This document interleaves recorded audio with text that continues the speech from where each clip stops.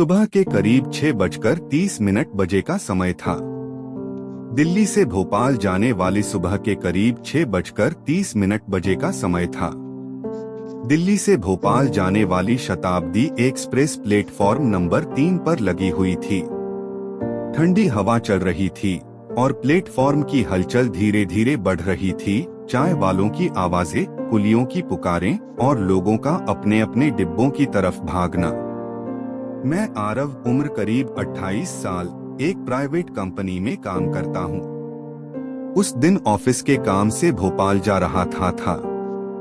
हाथ में कॉफी और बैग लिए मैं अपने कोच की तरफ बढ़ रहा था।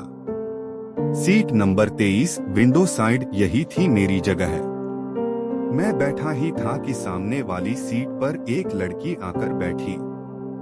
सफेद सलवार सूट, बाल खुले और हाथ में एक किताब, द काइट रनर। उसकी मौजूदगी में कुछ सुकून था। वो कुछ बोल नहीं रही थी, पर जैसे आसपास का शोर खुद ही थम गया हो। थोड़ी देर बाद ट्रेन चली और मैंने हल्की सी मुस्कान के साथ कहा, आपको भी किताबें पढ़ने का शौक है? वो मुस्कुराई, हाँ, पर आज बस टाइम पास के लिए लाई हूँ, वरना ये सफर बहुत लंबा लगने वाला था। उसकी आवाज में एक अलग मिठास थी। मैंने पूछा, भोपाल जा रही हैं?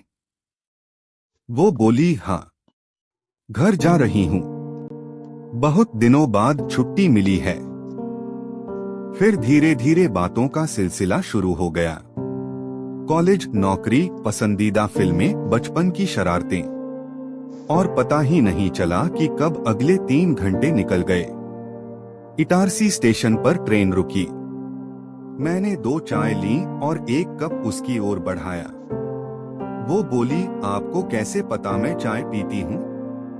मैं मुस्कराया। किताब पढ़ने वालों की 2 आदतें पक्की होती हैं, चाय और अकेलापन। वो कुछ पल चुप रही, फिर हंस पड़ी। उसकी हंसी में वो मासूमियत थी जो दिल को छू जाए। थोड़ी देर में बाहर बारिश शुरू हो गई। वो खिड़की से बाहर देखने लगी। बूंदें शीशे पर गिर रही थीं और हवा में मिट्टी की खुशबू घुल गई थी।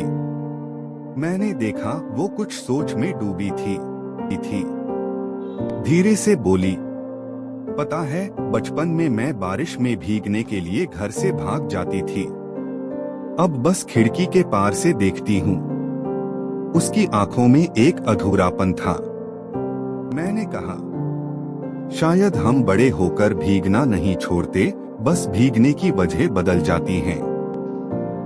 वो मुझे देखने लगी, जैसे कुछ कहना चाहती हो पर कह न पा रही हो। काफी देर बाद मैंने पूछा, वैसे नाम तो बताया नहीं आपने? वो मुस्कुराई, सिया। मैंने कहा, अच्छा नाम है। सिया मतलब रोशनी। वो बोली, कभी कभी रोशनी को भी अंधेरे की आदत लग जाती है। मुझे उसके शब्दों में कुछ दर्द महसूस हुआ, पर मैंने कुछ नहीं पूछा। कभी कभी कुछ चुप्पियां बहुत कुछ कह देती हैं।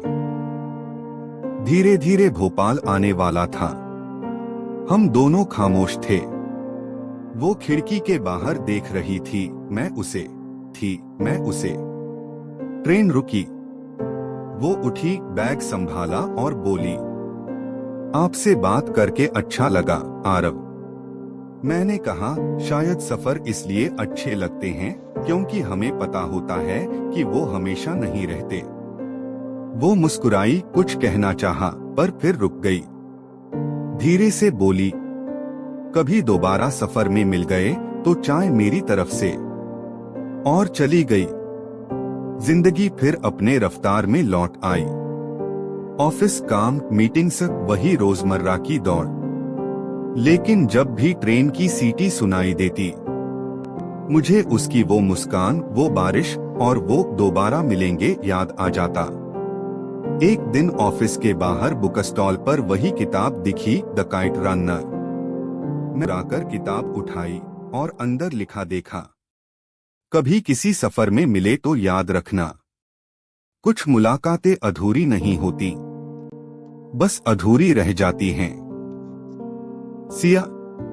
उस दिन समझ आया, हर कहानी को अंजाम नहीं मिलता।